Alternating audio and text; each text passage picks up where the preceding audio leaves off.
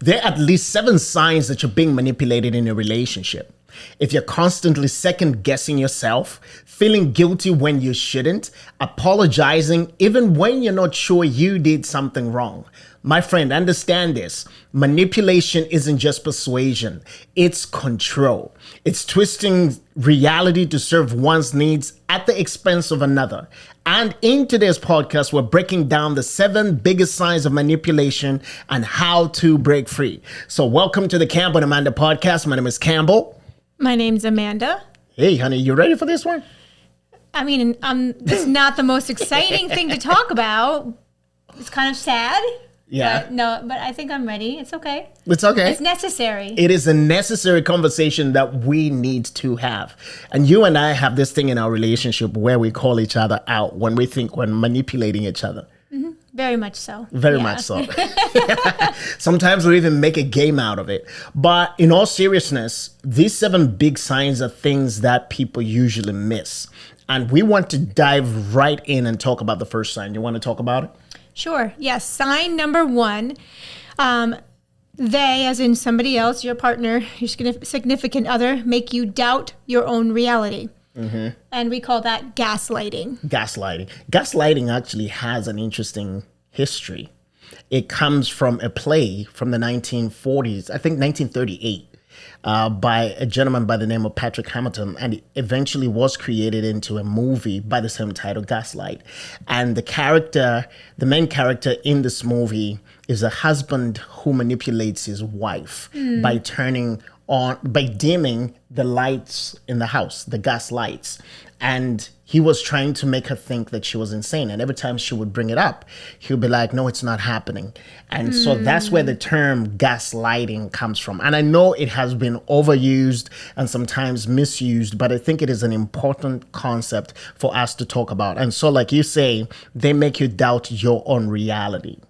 Like you question your own thoughts, your memories, and your own feelings.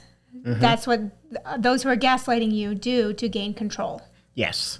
And so this looks something like they denying, for example, that something happened did not happen.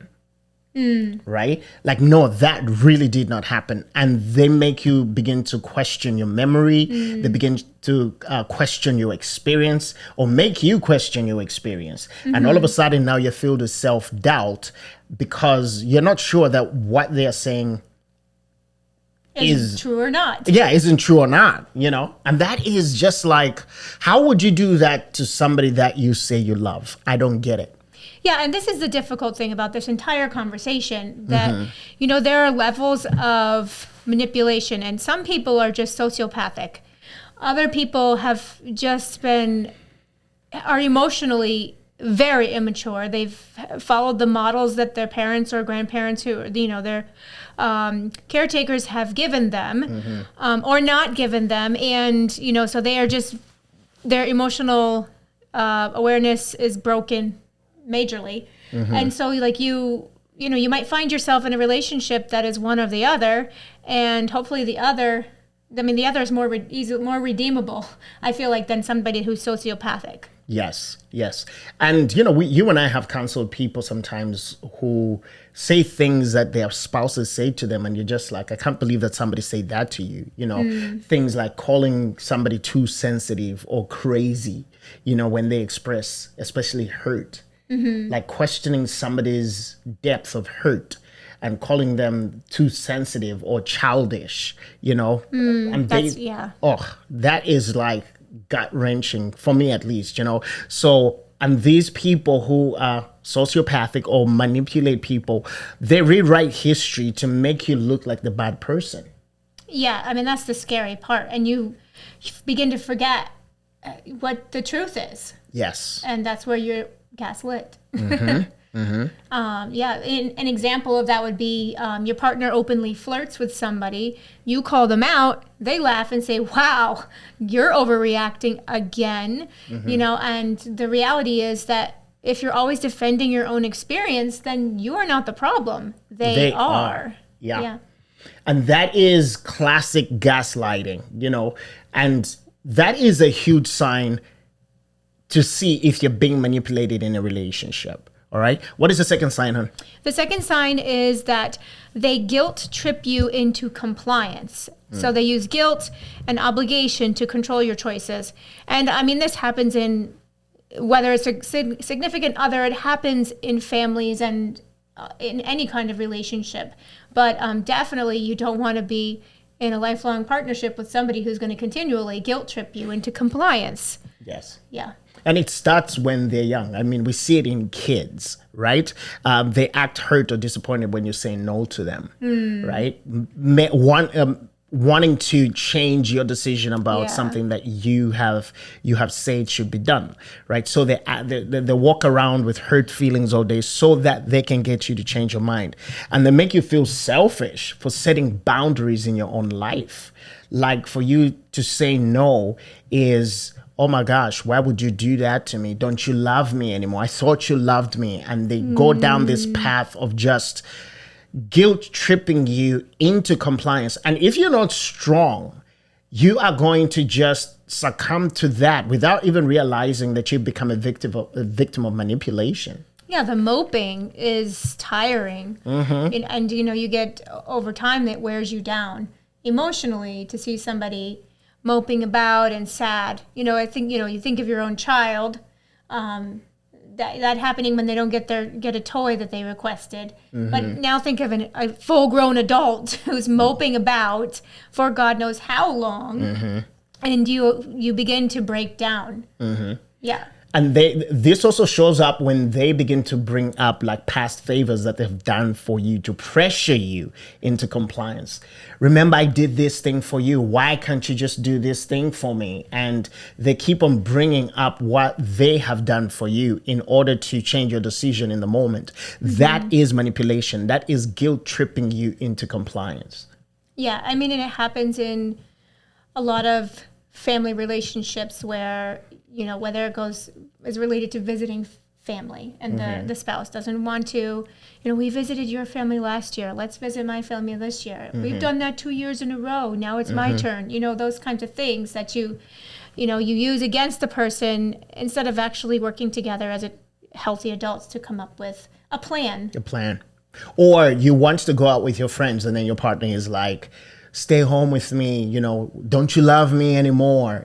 Things like that. That is basically guilt tripping you into compliance. And that is a sign of manipulation. Because here's something you should realize, my friend. Love isn't an emotional debt.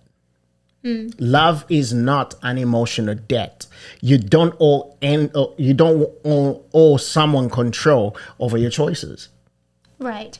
I mean, you can choose to consult each other about your plans and your schedule, especially if there are children involved in a relationship or in general. I mean, you're a partnership, so you don't want to be living lives separate from each other all the time, but you consult each other, but you don't have to give up your plans all the time just to help the other person feel better about themselves. Exactly. And this goes into the third sign of manipulation. They control your time, your choices, or relationships. Right. Subtly or openly, they limit your independence. And some of you, like, I can feel this not because I feel it as a wife, but I feel it as a mom. You do lose some independence, and rightfully so when you become a parent. But in a healthy male-female relationship, partnership, you really should not be giving away your, what's the word? Autonomy. Yeah, your autonomy. Yeah, you shouldn't lose your autonomy. Yeah. So they might even insist on knowing where you are at all times. They're tracking you not for your safety, but for them being in control of your time and your choices. Life 360. Life 360. using all these apps. What are they called? Air tags on your car. Gosh. Oh my gosh. That would be a real, Life 360 is, people do it and use it, and it makes sense most of the time. Yeah, most of the time. I But know air most of tags, these. woo. I mean, most of this technology is there to help us, but I think when you're dealing with somebody who's manipulative and they're beginning to use that technology to track or control your time, your choices, your relationships, and making you feel guilty for making independent choices, that is a classic sign of manipulation. So we got gaslighting, we've got guilt tripping you into compliance, and then we've got controlling your time, your choices, and relationships.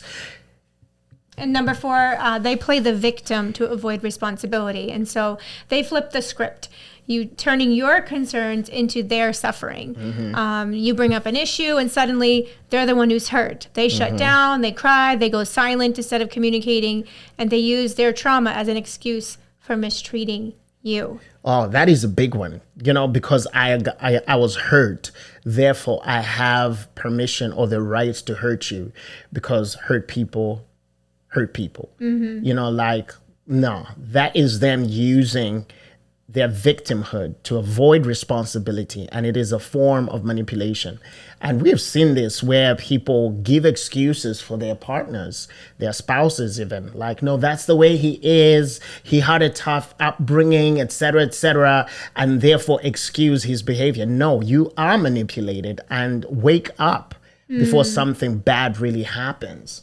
You know? I mean, and I was going to say that part of this is oftentimes they will relive some valid hurt that they've had in the past, and they'll continually bring it up in your face. You can never move past it, and they'll use that to remind you that they're the victim and not you. Exactly. And listen, don't allow somebody to use their pain to give them the right to manipulate you, to give them permission to manipulate you. Yes, try and be part of their healing process, but never ever play into their victimhood because they're trying to avoid responsibility. If you are in that position, my friend, you are being manipulated, all right? And I mean, these sound like no-brainers, but you and I have seen this over and over again when we've helped people or heard stories about people who are having a tough time in their relationships. And you're just like, my goodness, this is classic manipulation. And people are in denial that it's actually happening to them. Yeah, it's like you said, someone's pain doesn't give them the right to manipulate you. And you need to call it out. That's the hardest thing. You need to call it out. Yeah, you absolutely need to call it out. And then the 5th sign is the use of the silent treatment to control you. So they withdraw communication as punishment, right? Now, this one was kind of, when I was writing this, I was kind of like, I used to use the silent treatment back in the day. But I don't think I used it as a punishment for you. Well, though it did feel like that, right? It did feel like a punishment, but there's a difference when there's a talking it out, an apology from one partner to the other, and vice versa, and then you need time still to work through the feelings and the emotions of whatever the hurt is. There's a difference between that and then just withholding forgiveness, withholding connection, withholding relationship, and being silent for days at a time. Exactly.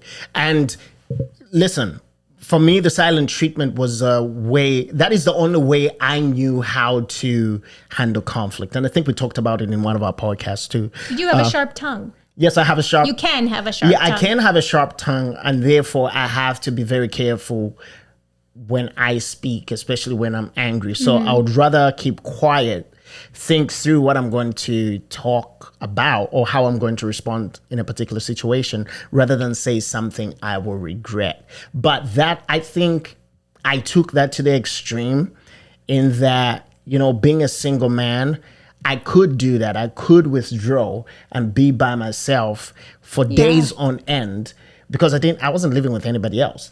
Right. But now when you have a situation where you have a partner in the home who's walking on eggshells because she doesn't know. In the home, in the car, at the office, because you live together, you work together, you drive together, you're everywhere together. And the silent treatment happens all the way, it's not isolated to home. So that was kind of hard the first year of our marriage to do that. But when silent treatment is a form of manipulation, here's some things that you're going to see. They suddenly go cold on you when you express your needs, right? They ignore texts or calls and forcing you to beg for attention. When the silent treatment goes that way, when it is not just a mechanism for dealing with conflict, but becomes a tool of manipulation, these are the things that you are going to see. So instead of working through the issues, they make you suffer in silence, Yeah. And that is, go ahead.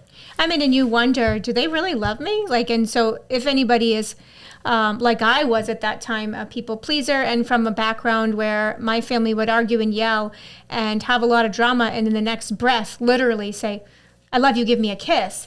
That was very difficult. We reconnected right away somehow. We never really reconciled the drama of what was happening or why we were upset, but we reconciled and moved on right away. But neither one is healthy, but that's where I came from. So for the silent treatment was torture. Needless to say. It was torture. But here we are. 20 years later, and we worked through it 20 in the years first year. later. Yeah, we got it. And here's the other thing too, a loving relationship is built on communication or punishment. And I think we just went out of focus there for some reason. I don't know why. Did we go out of focus? Hey, are you there? Yes, you are. Oh, there we go. All right. Yeah, because the thing is that, when we realize that communication is one of the bedrocks of a relationship, we begin to focus on that so that we can become better at it. Right. Yeah, I mean, punishment really shouldn't be a part of the vocabulary in a healthy relationship, unless you're a parent, but punishment isn't even the right word. Discipline is, and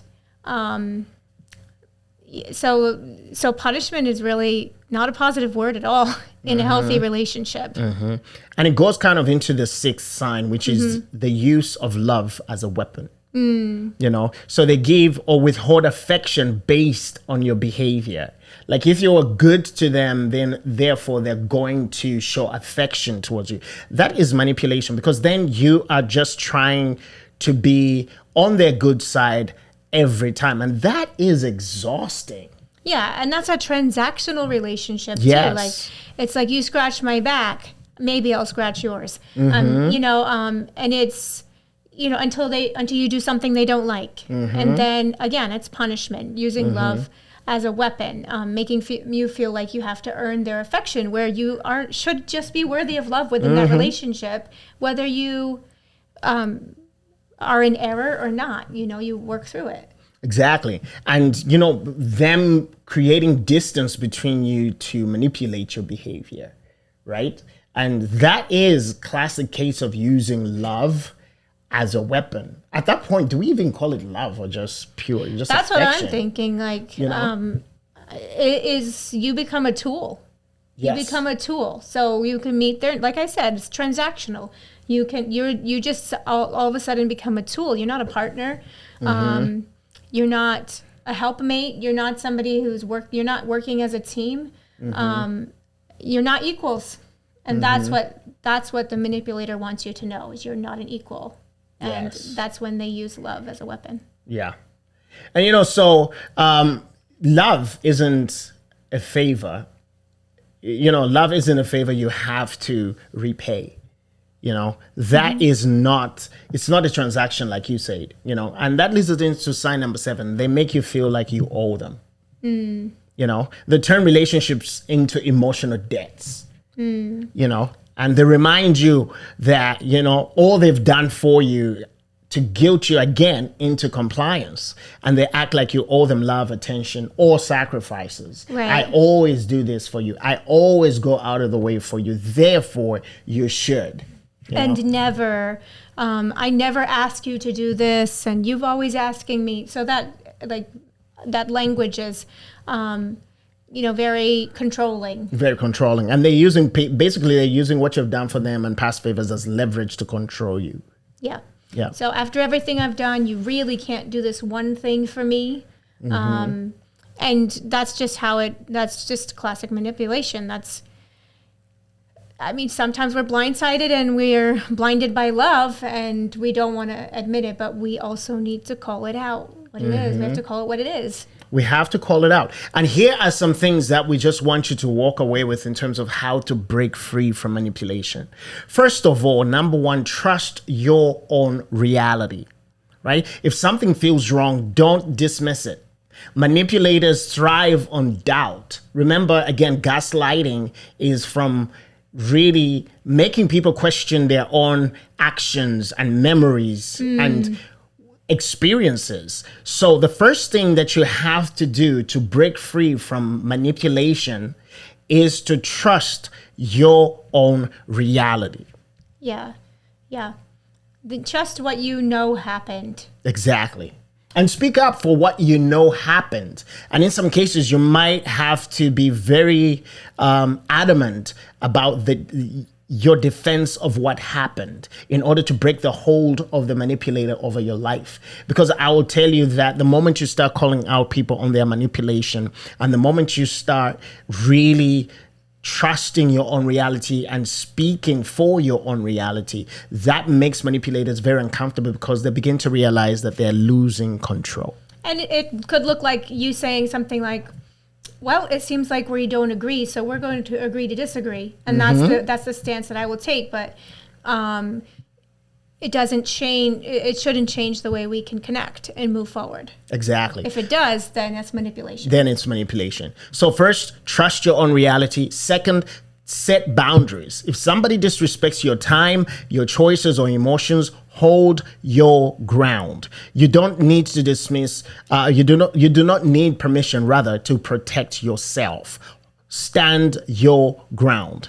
Right. And somebody who loves you should be a fierce protector of your emotions. They should be a fierce protector of your autonomy and your choices and your time. Yeah, you don't need their permission. They should be protecting you as well, just as much as you are protecting yourself. Exactly.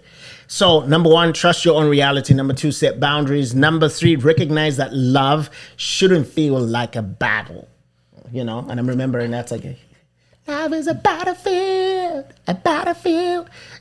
We don't own the rights to that song. No, we don't own the rights to that song.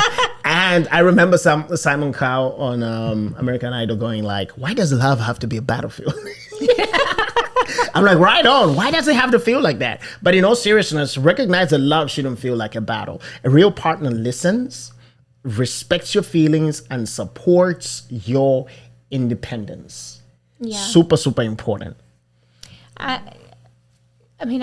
seen relationships, we've seen relationships that I don't know how they stand the test of time because these 7 markers are there all the time. And I think, people just lose themselves. They lose themselves and they get used to that life until somebody else comes in from the outside and points it out and say, this is not normal. I don't know how you're living in this reality without realizing that you are being manipulated. And sometimes it takes some very good friends. Sometimes, unfortunately, people get to the breaking point.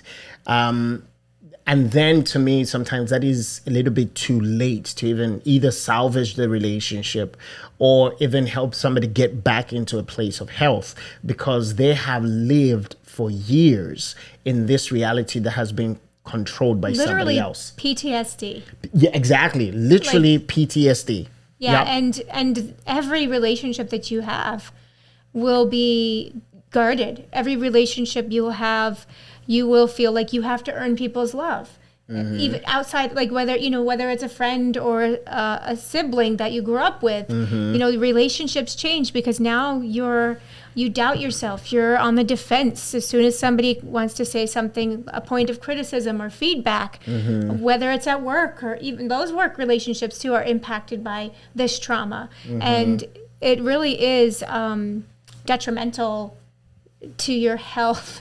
Hopefully somebody in your life will help call it out and help you to realize that you need to set some boundaries and you need to do some self-care. Yeah, do some self-care. And I know we talk about, most of the things we talk about on this podcast have to do with interpersonal romantic relationships because we are coming from that perspective, being married and sharing our experiences. But these signs are universal signs for any relationship. This can happen in your family relationship, as in between yourself and your parents, between yourself and your siblings. This can happen in relationships at work. In my view, these are even sometimes more accentuated at work because the manipulator usually holds some level of power over you, whether that be they're your boss or they have something on you, they think, right? And so they feel like they can control you.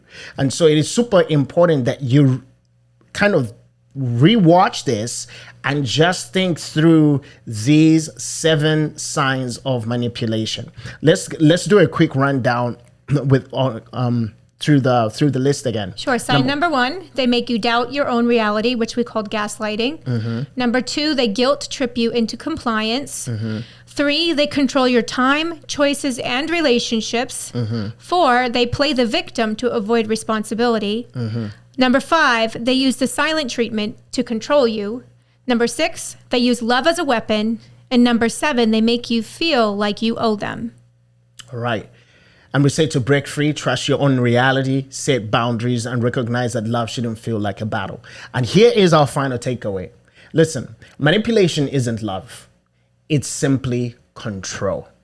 And if these signs feel familiar, don't ignore them, because you deserve a relationship that is built on trust, respect, and emotional safety. So here's what we want you to do. We want you to comment below if you have ever experienced manipulation in your relationship. If you feel free sharing that with us, and what helped you recognize that you are in a manipulative relationship. And if you want to know why, for example, staying single is the secret to finding true love, watch this next video. That will be somewhere here. Okay. And remember to like, share, and subscribe for more real, honest relationship advice. Do you have any last words, hon? I mean, take care of yourself. Live with your eyes wide open, reflect, and consider, reflect the mirror back on yourself in your own relationships and do the work so that you can grow. All right. So thank you so much for joining us today, and we'll see you next time. God bless you. Bye-bye. Bye.